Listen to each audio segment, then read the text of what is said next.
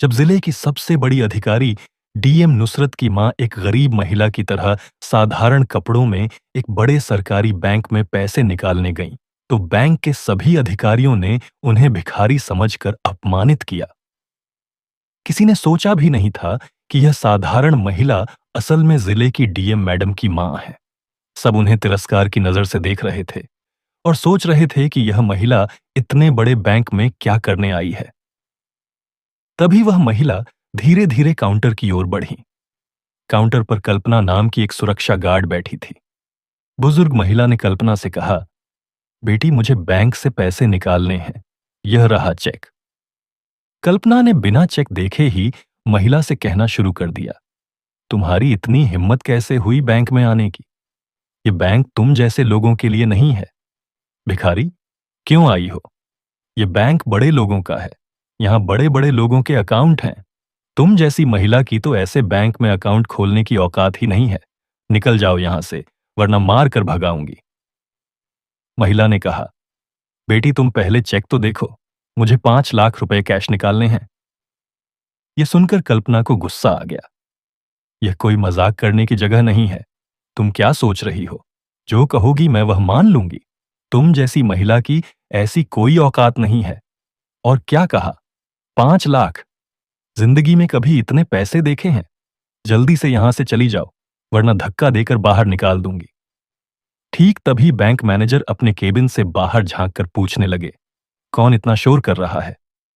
कल्पना ने तुरंत कहा, कोई भिखारी महिला है सर, जाना नहीं चाहती।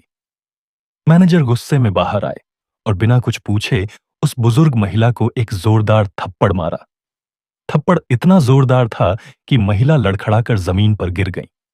फिर मैनेजर ने सुरक्षा गार्ड को बुलाकर कहा, क्या कर रही हो? घसीट कर बाहर निकाल दो इस महिला को। पता नहीं कहां से ये लोग आ जाते हैं। कल्पना ने जबरदस्ती महिला को बैंक से धक्का देकर बाहर निकाल दिया। वहां मौजूद सभी ग्राहक और कर्मचारी चुपचाप सब देख रहे थे।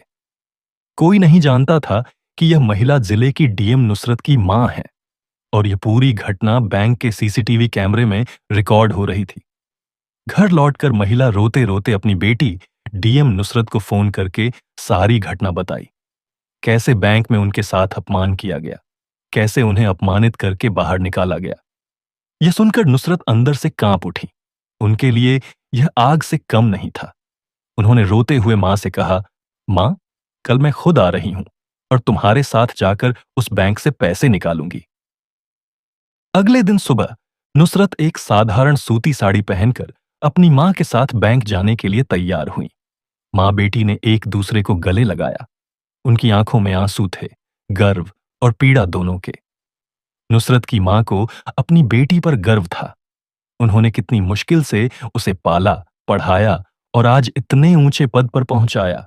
सुबह ठीक 11 बजे मां बेटी बैंक के बाहर पहुंचे। बैंक तब तक खुला नहीं था, हालांकि बैंक खुलने का समय 10 बजे था। नुसरत शांति से दरवाजे के पास बैठकर इंतजार करने लगी। थोड़ी देर बाद जब बैंक खुला तो वे अंदर गईं। दोनों के कपड़े इतने साधारण थे कि वहां मौजूद ग्राहकों और कर्मचारियों ने उन्हें साधारण ग्रामीण महिला समझ लिया। किसी ने कल्पना भी नहीं की कि यह नुसरत जिले की डीएम है। धीरे धीरे वे काउंटर की ओर बढ़ी। वहां वही कल्पना बैठी थी। नुसरत ने विनम्रता से कहा, मैडम, हमें पैसे निकालने हैं, मां की दवाएं खरीदनी है और कुछ और जरूरी काम भी हैं। ये रहा चेक, देख लीजिए। कल्पना ने दोनों महिलाओं को सिर से पांव तक देखा। साड़ी में एक बुजुर्ग महिला और साधारण कपड़ों में एक युवती। किसी भी तरह से वे अधिकारी नहीं लग रही थीं। उसने व्यंग्य से कहा, आप शायद गलत बैंक में आ गई हैं। ये शाखा हाई प्रोफाइल क्लाइंट्स के साथ काम करती है। नुसरत मुस्कुराकर जवाब दी, एक बार चेक कर लीजिए मैडम, अगर नहीं है तो हम चले जाएंगे। कल्पना ने अनिच्छा से लिफाफा लिया और कहा, थोड़ा समय लगेगा, वेटिंग चेयर पर बैठिए। नुसरत ने मां का हाथ पकड़ा और कोने में एक खाली कुर्सी पर बैठ गई। उन्होंने मां को पानी दिया और खुद भी शांति से बैठी रही। बैंक में मौजूद लोग उनकी तरफ देख रहे थे। यहां आमतौर पर अमीर व्यापारी, अधिकारी और प्रभावशाली लोग आते थे, महंगी गाड़ियों और चमकदार कपड़ों में। इसलिए साधारण कपड़ों में बैठी मां बेटी को सब अजीब समझ रहे थे। चारों तरफ कानाफूसी शुरू हो गई। कौन से गांव से आई हैं? शायद पेंशन के लिए आई होंगी। यहां इनका अकाउंट नहीं हो सकता। नुसरत सब सुन रही थी, लेकिन शांत रहीं। उनकी मां थोड़ी बेचैन थीं, लेकिन बेटी का धैर्य देखकर खुद को संभाल लिया। थोड़ी देर बाद नुसरत ने कल्पना से कहा, अगर आप व्यस्त हैं तो कृपया मैनेजर से मिलवा दीजिए, मुझे जरूरी बात करनी है। कल्पना ने चिढ़कर फोन उठाया और मैनेजर के केबिन में कॉल किया। सर, एक महिला आई हैं, कह रही हैं आपसे मिलना चाहती हैं, भेज दूं? मैनेजर ने काम छोड़कर झांक कर देखा। साधारण कपड़ों में एक महिला अपनी मां के साथ बैठी थी। अधिकारी बिल्कुल नहीं लग रही थी। उन्होंने ठंडी आवाज में कहा, मेरे पास फालतू लोगों के लिए समय नहीं है, कह दो बैठी रहें। कल्पना ने कहा, आप वेटिंग चेयर पर बैठिए, सर थोड़ी देर बाद फ्री होंगे। नुसरत ने कुछ नहीं कहा, बस मां का हाथ पकड़कर शांति से बैठी रही। एक अधिकारी की गरिमा और एक बेटी का धैर्य लिए नुसरत तब भी पूरी तरह शांत और संयमित थी। लेकिन मां की बेचैनी और लोगों की कानाफूसी देखकर उन्होंने मां का हाथ दबाकर कहा, मां, लगता है इन्हें कोई फर्क नहीं पड़ता, अब मुझे ही कुछ करना होगा। वे धीरे से उठी, साड़ी का पल्लू ठीक किया और सीधे मैनेजर के केबिन की तरफ बढ़ गई। मैनेजर, जो तब भी शीशे के पीछे से उन पर नजर रख रहे थे, घबरा गए। वे जल्दी से बाहर आए और नुसरत का रास्ता रोककर बोले, हां बोलिए, क्या काम है? नुसरत ने वही लिफाफा आगे बढ़ाते हुए कहा, मुझे पैसे निकालने हैं, मेरी मां की दवाइयां खरीदनी हैं, और भी बहुत काम है। ये रहा चेक, देख लीजिए। मैनेजर ने लिफाफा लिए बिना ही चिढ़कर कहा, जब अकाउंट में पैसे नहीं होते तो ट्रांजैक्शन कैसे होगा? तुम्हें देखकर नहीं लगता कि तुम्हारे अकाउंट में पैसे होंगे, बड़ी आई पैसे निकालने। नुसरत तब भी बहुत शांत स्वर में बोली, अगर आप एक बार चेक कर लेते तो अच्छा होता, ऐसे अनुमान लगाना ठीक नहीं है। मैनेजर इस बार खुलकर हंसने लगे। भाई, मुझे इतना अनुभव है कि मैं चेहरा देखकर ही समझ जाता हूं कि किसके पास क्या है। रोज तुम जैसे लोग आते हैं और तुम्हारे अकाउंट में कुछ होगा, मुझे तो नहीं लगता। अब और भीड़ मत लगाओ, देखो सब तुम्हें ही देख रहे हैं। माहौल खराब हो रहा है, अच्छा होगा अगर तुम अभी चली जाओ। नुसरत का चेहरा तब भी स्थिर था, लेकिन उनकी आंखों में एक अलग चमक थी। शांति की जगह अब सख्ती आ गई थी। उन्होंने कुछ न कहते हुए लिफाफा मेज पर रखा और धीमी आवाज में बोली, ठीक है, जा रही हूं, लेकिन एक अनुरोध है। इस लिफाफे में जो जानकारी है उसे एक बार जरूर पढ़िएगा, शायद आपके काम आ जाए। इतना कहकर उन्होंने मां का हाथ पकड़ा और मुंह मोड़कर दरवाजे की ओर बढ़ गई।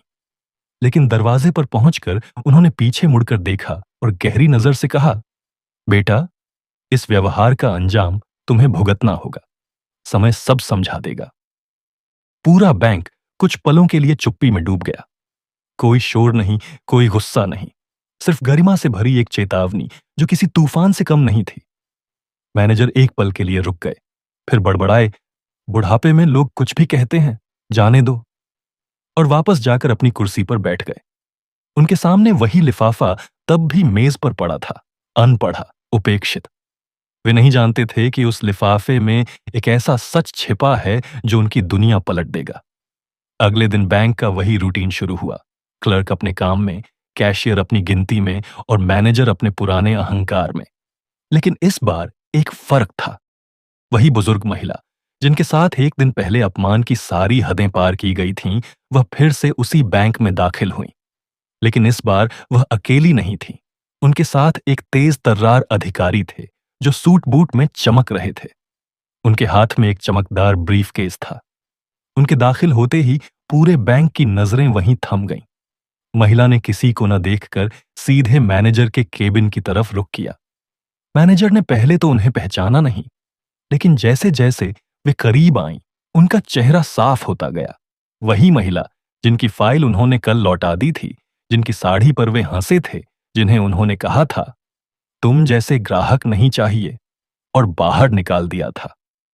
अब उनके चेहरे पर डर की परछाई पड़ने लगी। घबराकर वे खुद केबिन से बाहर आए। महिला के चेहरे पर तब आत्मविश्वास और गरिमा की चमक थी। वे रुकी नहीं। सीधे मैनेजर के सामने खड़ी होकर तीखे स्वर में बोली, मैनेजर साहब, मैंने कल ही कहा था कि आपके व्यवहार का अंजाम भुगतना होगा। आपने सिर्फ मुझे नहीं, मेरे जैसे हजारों साधारण नागरिकों को नीचा दिखाने की कोशिश की है। अब वक्त आ गया है सजा भुगतने का। मैनेजर हक्का बक्का होकर बोले, आप कौन हैं? मुझे सिखाने आई हैं? यह आपका घर नहीं है, यह बैंक है। और आप यहां मेरा क्या कर सकती हैं? महिला ने उनकी बात बीच में ही काट दी और मुस्कुराई। फिर अपने साथ आए अधिकारी की तरफ इशारा करके बोली, यह मेरे कानूनी सलाहकार हैं और मैं नुसरत, इस जिले की प्रशासक, डीएम और इस बैंक की 8% शेयर होल्डर हूं। और यह मेरी मां है, जिनके साथ आप लोगों ने बहुत बुरा व्यवहार किया है। एक पल के लिए पूरे बैंक में सन्नाटा छा गया। सभी कर्मचारी, ग्राहक, यहां तक कि दरवाजे पर खड़े सुरक्षा गार्ड भी भौंचक्के रह गए। मैनेजर के चेहरे का रंग उड़ गया। वे कुछ कह पाते, इससे पहले ही नुसरत ने फिर कहा, तुम्हें बैंक मैनेजर के पद से तुरंत हटाया जा रहा है। अब तुम्हारी पोस्टिंग फील्ड में होगी, जहां तुम्हें हर दिन आम लोगों से मिलकर रिपोर्ट बनानी होगी। नुसरत ने ब्रीफकेस खोलकर 2 दस्तावेज निकाले और सामने रख दिए। पहला मैनेजर के तबादले का आदेश, दूसरा एक कारण बताओ नोटिस, जिसमें लिखा था कि उनका व्यवहार बैंक की नीतियों के खिलाफ पाया गया है। मैनेजर तब पसीने से भीग चुके थे। कांपती हुई आवाज में बोले, मैडम, मुझसे गलती हो गई। मैं शर्मिंदा हूं। कल की घटना के लिए दिल से माफी चाहता हूं। नुसरत की आंखें तब भी स्थिर थीं, लेकिन उनकी आवाज में वही न्याय था जो एक अधिकारी की पहचान होता है। किस बात के लिए माफी मांग रहे हो? सिर्फ मेरा अपमान किया था? या उन सभी ग्राहकों का जो सादगी से आते हैं, लेकिन तुम्हारी नजर में सिर्फ उनके कपड़े दिखते हैं? क्या तुमने कभी बैंक की गाइडलाइंस पढ़ी हैं? उसमें साफ लिखा है कि हर ग्राहक बराबर है, कोई अमीर गरीब नहीं, और जो कर्मचारी भेदभाव करेगा उसके खिलाफ कार्रवाई की जाएगी। एक पल रुककर उन्होंने कठोर स्वर में कहा, अगर मैं चाहती तो आज तुम्हें सस्पेंड कर सकती थी, लेकिन मैं तुम्हें खुद को सुधारने का एक मौका दे रही हूं। अगली बार तुम्हारा नाम नहीं, तुम्हारी पहचान मिटा दी जाएगी। फिर उन्होंने बैंक के सुरक्षा गार्ड कल्पना को बुलाया। कल्पना डरते डरते पास आई। उसकी आंखों में आंसू थे। कांपते हाथों से बोली, मैडम, मुझे माफ कर दीजिए। मुझसे बहुत बड़ी गलती हो गई है। अब से किसी को ऐसे नहीं सोचूंगी। नुसरत ने उसकी तरफ देखते हुए कहा, कपड़े देखकर किसी को छोटा मत समझो। आज जो सबक मिला है उसे जिंदगी भर याद रखना।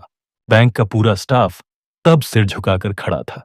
उन्होंने सबकी तरफ देखकर कहा, पद से नहीं, सोच से इंसान बड़ा होता है। जो इंसानियत समझता है वही सच्चा अधिकारी है। यह कहकर नुसरत अपनी मां के साथ बैंक से बाहर चली गई। बैंक में कुछ पलों के लिए खामोशी छा गई। फिर एक एक करके सबने एक दूसरे की तरफ देखा। सबकी सोच बदल गई थी। उस दिन के बाद बैंक का माहौल बदल गया। अब हर ग्राहक का सम्मान किया जाने लगा। किसी की साड़ी देखकर उसे गरीब नहीं कहा गया। और सबके दिल में यह बात बैठ गई, कभी किसी साधारण इंसान को तुच्छ मत समझो। अगली बार वही इंसान तुम्हारे सामने खास बनकर खड़ा हो सकता है। दोस्तों, इस वीडियो से हमें एक बड़ी सीख मिलती है। हमारे देश में अक्सर देखा जाता है कि लोग दूसरों को उनके कपड़ों, उनकी हैसियत या उनकी परिस्थिति से आंकते हैं। लेकिन यह कहानी हमें सिखाती है कि किसी को उसके कपड़ों या सादगी के लिए कभी कम मत समझो। हो सकता है वह इंसान तुमसे भी बहुत ऊंचे पद पर हो या बहुत ज्यादा सम्मान का हकदार हो। हर इंसान को बराबर सम्मान देना चाहिए, गरीब हो या अमीर। हर किसी के साथ इंसानियत से पेश आना ही असल इंसानियत है। यही हमारी संस्कृति है, यही हमारी विरासत है। दोस्तों, आज की कहानी यहीं खत्म होती है। बहुत से लोग नियमित रूप से देखते हैं, लेकिन अभी तक सब्सक्राइब नहीं किया है। हर वीडियो बनाने में हम दिन रात मेहनत करते हैं। आपका एक लाइक और सब्सक्राइब ही हमारी प्रेरणा है। तो कृपया चैनल को सब्सक्राइब करें। अगर आपने वीडियो आखिर तक देखा है तो कमेंट में कंप्लीट लिखकर बताइए, ताकि मुझे पता चले कि कितने लोगों ने पूरा देखा है।